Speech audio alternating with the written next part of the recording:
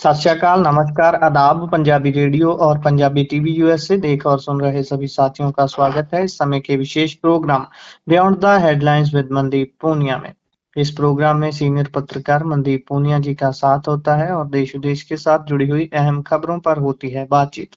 सबसे पहले पूनिया जी का करते हैं स्वागत। बहुत बहुत स्वागत है जी। जी, नमस्कार, सत श्री अकाल आदाब।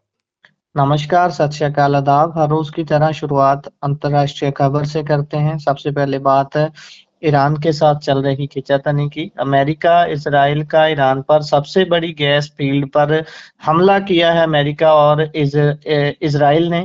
और इसके बाद क्या रुख है, वैसे भी क्या कंफर्म हो गया है जो सिक्योरिटी मुखी को मार दिया गया था, इसका इजराइल ने दावा किया था ईरान के।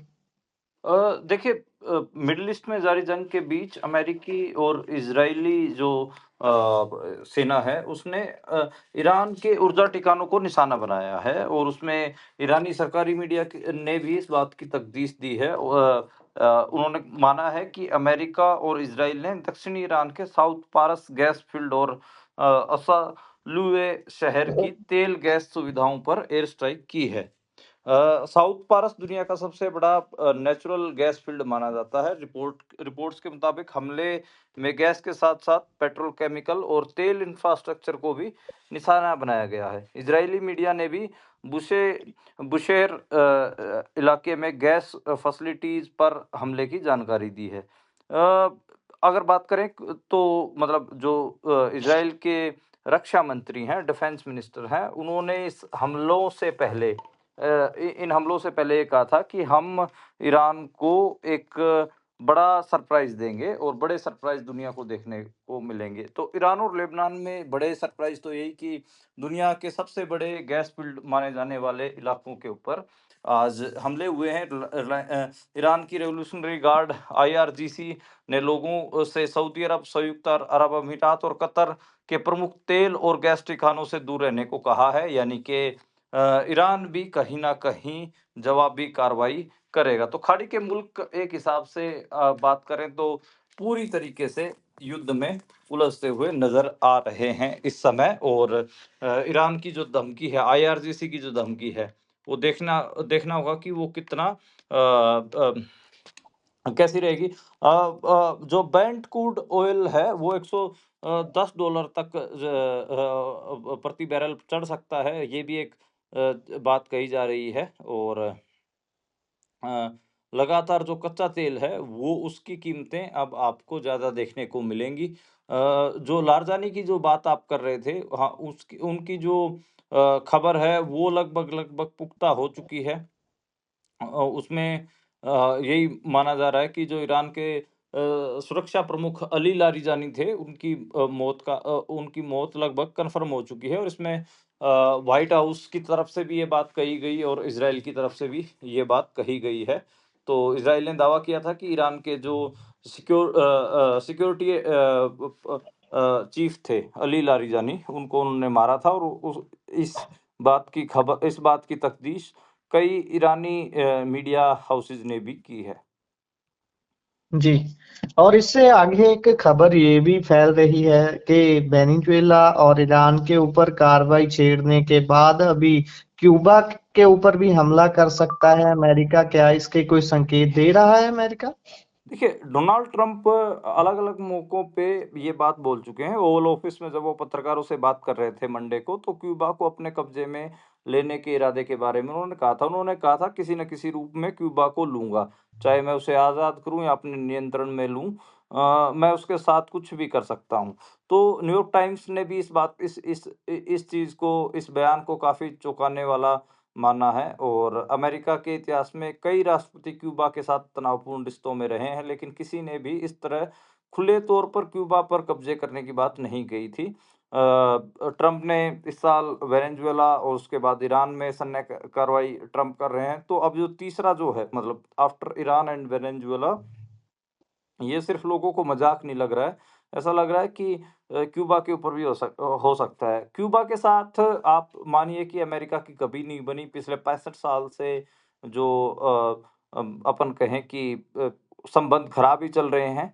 अमेरिका ने क्यूबा को होने वाली तेल सप्लाई भी रोकी हुई है। ट्रंप ने इससे पहले संडे को भी एयरफोर्स वन में ये कहा था कि मैं क्यूबा को सँभाल रहा हूँ, जल्द ही हम कोई डील करेंगे या जो करना होगा वो करेंगे। तो प्राथमिकता ईरान है, लेकिन उसके बाद हो सकता है कि क्यूबा के ऊपर भी किसी किस्म का हमला ट्रंप करें। हम्म।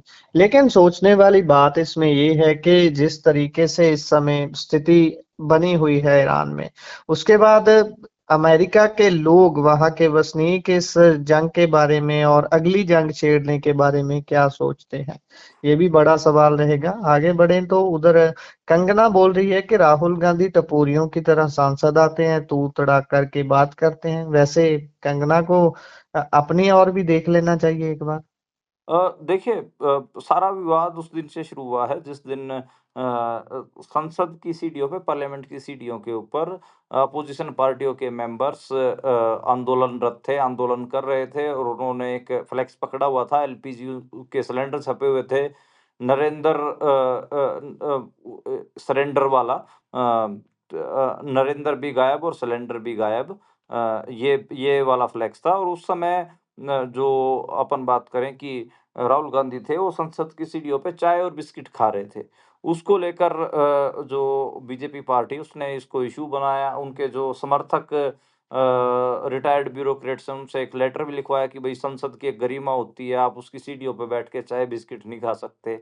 तो बड़ा अजीब लगा मुझे भी, अरे भाई, आंदोलन कर रहे हैं, पूरा दिन हो गया है, तो बैठे हैं संसद की सीढ़ियों पे, तो पानी भी पिएँगे, चाय नाश्ता भी करेंगे, इसमें कौन-सा गलत था? ख़ैर, कंगना रनौत और ऐसे कंगना रनौत टाइप जो सांसद हैं, उन्होंने राहुल गांधी को लेकर अपन कहें कि पूरा खोला हुआ है, अपना मुँह खोला हुआ है। उनके मुँह से क्या ही निकलेगा वो तो आपको और हमको पता ही है। ख़ैर, एचडी देवगौड़ा हैं जो पूर्व प्रधानमंत्री भी हैं भारत के, उन्होंने भी ये कहा कि मैं लंबे सार्वजनिक जीवन में रहा, ज़्यादातर समय अपोज़िशन में रहा, लेकिन कभी भी संसद या विधानसभा में जाकर हंगामे की राजनीति नहीं की। तो एक एक हिसाब से उन्होंने भी राहुल गांधी के ऊपर, क्योंकि ये सेशन देखेंगे तो आप राहुल गांधी इसमें फुल अपन कहें कि हमलावर नज़र आए हैं। आप बजट सेशन जब बजट सेशन शुरू हुआ था फरवरी में, जनरल नरवणे की किताब को लेकर पूरा रोड़ा पड़ा। उसके बाद एपेस्टीन फाइल आ गई, अब एलपीजी वाला मामला आ गया, तो काफ़ी हमलावर राहुल गांधी दिखे हैं। ख़ैर, जो पूर्व प्रधानमंत्री भारत के एचडी देवगौड़ा, उनकी बात का जवाब मल्लिकार्जुन खड़गे ने भी दिया। कांग्रेस के जो अध्यक्ष हैं, उन्होंने आज राज्यसभा में खड़े होके कहा, मुझे पता नहीं कि उन्हें क्या हुआ, मोहब्बत हमारे साथ की लेकिन शादी मोदी जी के साथ की। तो उसके बाद वहाँ जो बैठे थे सारे सीनियर लीडर, वो भी हँसने लग गए। ख़ैर, वैसे मुझे लगता है कि कोई भी आंदोलन होता है उसमें चाय बिस्किट तो भई आदमी नारे लगा रहे हैं, पूरे दिन से धूप में बैठे हैं, वो तो खाएँगे ही। उसमें कौन-सी गरिमा, क किस चीज़ की गरिमा आ गई, मेरे को तो समझ ही नहीं आ रहा। जी, बिल्कुल। और इससे आगे बढ़े तो एक डराने वाला आंकड़ा सामने आया है कि भारत में 20 से 29 वर्ष के 1 करोड़ 10 लाख ग्रेजुएट युवक हैं जो बेरोजगार हैं। ये ये जो डेटा है, ये काफ़ी ऊपर भी हो सकता है। ये अजीम प्रेमजी यूनिवर्सिटी की एक रिपोर्ट है, उसने ये रिपोर्ट में कहा है कि 20 से 29 साल की उम्र के तकरीबन 6 करोड़ 30 लाख ग्रेजुएट्स हैं। उनमें से तकरीबन सवा करोड़ जो बच्चे हैं वो बेरोज़गार हैं। ये आंकड़ा, और ये एक 1 साल के अंदर-अंदर का ये आंकड़ा है। तो ये आंकड़ा और ज़्यादा भी हो सकता है। स्टेट ऑफ वर्किंग इंडिया नाम से एक रिपोर्ट अज़ीम प्रेमजी यूनिवर्सिटी ने छापी है, तो उन्होंने कहा कि ग्रेजुएट्स को केवल 7% ग्रेजुएट्स को ही 1 साल के अंदर ठीक-ठाक पैसे वाली नौकरी मिल पा रही है। नहीं तो उन्होंने ये भी माना कि 15 साल से लेकर 25 साल की उम्र के जो बच्चे हैं, उनमें तकरीबन 40% बच्चे बेरोज़गार हैं। और 25 से 29 साल की उम्र में 20% जो है वो बेरोज़गार हैं। मेरे को लगता है कि ये आंकड़ा और भी भयावह होगा और भी भयानक होगा। अज़ीम प्रेमजी यूनिवर्सिटी का क्या तरीका रहा होगा वो एक अलग बात है, लेकिन जिस हिसाब से जो छोटे शहर हैं, क्योंकि इसमें देखिए जो डेटा मैं भी देख पा रहा था, उसमें ज़्यादातर जो फ़ील्ड के सर्वे रहे, जो डेटा जो इन्होंने खंगाला, वो महानगरों का ज़्यादा डेटा था। छोटे शहरों के ज़्यादा बुरे हाल हैं। महानगरों में तो फिर भी कोई जैसे ये गिग वर्कर्स हो गए, ज़ोमैटो, स्विगी, ओला, उबर इस किस्म की चीज़ों में नौजवान ग्रेजुएशन के बाद लग जाते हैं। बहुत बहुत लोगों को क्लर्की टाइप की नौकरियाँ मिल जाती हैं। तो बहुत सारी चीज़ें हैं। महानगरों के अलावा जो छोटे शहर हैं, वहाँ पे स्थितियाँ खराब हैं और रूरल इंडिया में भी, ग्रामीण भारत में भी स्थितियाँ खराब हैं। जी। और इंदौर में ईवी ब्लास्ट हो गई है और एक साथ 7 चिखाएं जली हैं। इंदौर में टाटा पंच एक जो इलेक्ट्रिक गाड़ी है, उसकी चार्जिंग के दौरान शॉर्ट सर्किट के कारण आग लग गई। उसमें 3 मंजिला मकान था, वो पूरा ही आग की चपेट में आ गया और उसमें 8 लोगों की मौत हो गई और 4 लोग घायल हुए हैं। तो हुआ ये कि जो घर था उसमें डिजिटल लॉक थे और वो जो लॉक थे वो खुल नहीं पाए और उसके बाद फिर अंदर गैस सिलेंडर भी रखे हुए थे, वो भी फटे हैं। तो ये इस करके ये हुआ है और उसमें सारे के सारे जो लोग थे, वो मारे गए हैं। मृतकों के परिजनों को 2 लाख रुपए के मुआवज़ा देने की बात कही गई है, लेकिन काफ़ी ये भयावह था, भ भयानक था।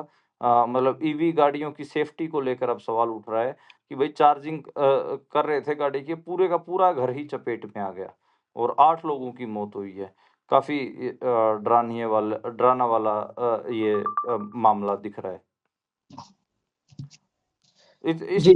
हाँ, मतलब खाली यही नहीं कि आग आग से आज तो खबर ये अकेली एक खबर इस चीज़ की नहीं है, ईवी ब्लास्ट की नहीं है। मैं तो दिल्ली में भी एक खबर देख रहा था, वहाँ पे भी एक 4 मंजिला बिल्डिंग में आग लग गई, उसमें 9 जी। लोगों की मौत हुई, उसमें 3 लड़कियाँ शामिल हैं और देख रहा था वो वीडियो ऐसे ही सोशल मीडिया पे आ गई, देखा तो उसमें अपनी जान बचाने के लोग छतों से कूद रहे थे। तो एक 4 मंजिला रिहायशी बिल्डिंग थी जी। पालम के साध नगर में, दिल्ली में पालम जो इंदिरा गांधी इंटरनेशनल एयरपोर्ट है, उसके साथ ही लगता हुआ एक इलाका पालम, वहाँ पे इस रिहायशी बिल्डिंग में आग लगी, 9 लोगों की डेथ हुई है। तो वो भी काफ़ी भयावह था। तो आज ये 2 आग की घटनाएँ हैं, ये बहुत भयावह रही। एक तो दिल्ली में इस बिल्डिंग में और एक वो ईवी फटने के कारण। जी। खबर है कि मोदी और पेट्रोलियम मंत्री के बीच 2 घंटे तक लंबी बैठक चली है और ये बताया जा रहा है कि राज्यों को 10-10% एक्स्ट्रा एलपीजी कोटा मिलेगा। देखिए सरकार का समझ नहीं आ रहा कि वो क्या चाह रहे हैं। एक बार कोई मंत्री आके बोल देता है कि एलपीजी की कोई किल्लत नहीं है, एलपीजी का स्टॉक फुल है। कभी दूसरा मंत्री आके बोल देता है कि नहीं-नहीं एलपीजी की शॉर्टेज है, आप कुकिंग ढंग से करें। कई बार इंडियन ऑयल का ट्वीट आ जाता है कि आप भई दाल को भिगो दें, चने को भिगोएँ, उसके बाद पकाएँ। तो ऐसा चल रहा है और सरकार के जो अधिकारी हैं वो मान लेते हैं कि हाँ, भई एलपीजी कहीं न कहीं कम है किल्लत पैदा हो रही है।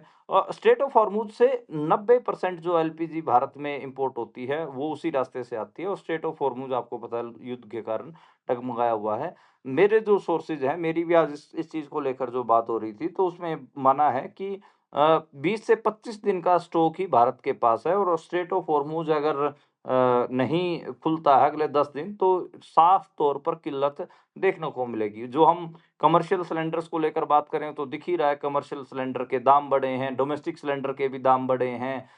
कमर्शियल सिलेंडर तो मिल ही नहीं रहे हैं। डोमेस्टिक सिलेंडर में भी तरह-तरह की पाबंदी आ गई हैं कि आप 1 महीने तक आप एक बार बुक करवा लेते हो, 1 महीने तक बुक नहीं करवा सकते। ऐसे और भी कई चीज़ें हैं।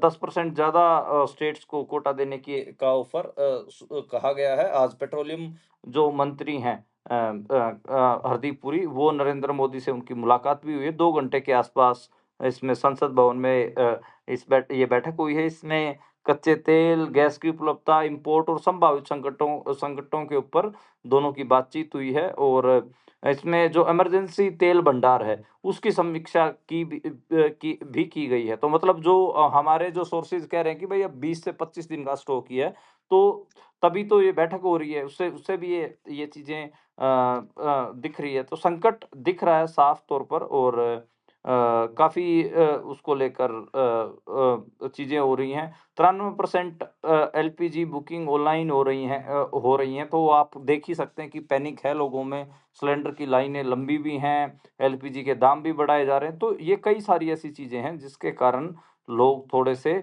संशय में हैं और मतलब अ आप देखेंगे तो जो नंबर्स हैं उनसे ही पता चलता है। 17% एलपीजी की खपत मार्च के पहले हफ्ते में घटी है।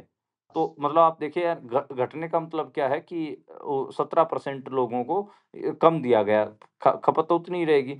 पेट्रोल और डीज़ल ज़्यादा बिका है, 13% पेट्रोल ज़्यादा, डीज़ल 8%।